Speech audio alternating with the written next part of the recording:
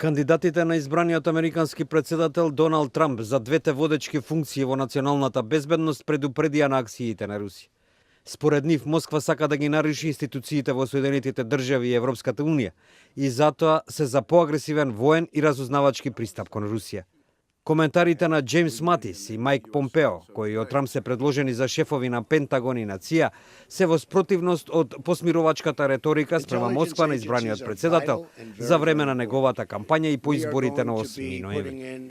Двајцата, кои одвоено зборуваа на сведочењата во Сенатот, ја карактеризираа Русија како агресивен актер. Затоа, како што изјавија, таа мора да се соочи со порешителен американски отпор на меѓународната сцена. 66-годишниот Матис, кој е пензиониран генерал на морнаричката пешадија, оцени дека рускиот председател Владимир Путин сака распад на НАТО и оти Вашингтон мора да се конфронтира против руското однесување. I think it's under the biggest attack since World War II, sir, and that's from Russia, from terrorist groups, and with what China is doing in the South China Sea. Матис пред сенаторите додаде дека не е против соработката со Москва, но оти Соединетите држави мора да останат будни на руските намери. Тој силно го поддржа НАТО, оценувајќи дека алијансата е од централно значење за американската одбрана.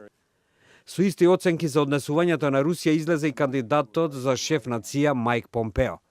Тој во ресорниот сенатски комитет изјави дека ова биле најкомплицираните заканувачки околности што Соединетите држави ги имаат видено во поновата историја.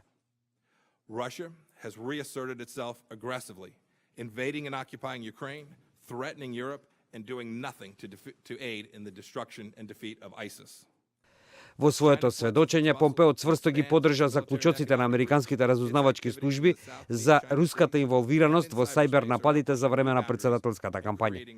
Тој притоа рече дека станува збор за агресивна акција преземена од највисокото раководство во Русија.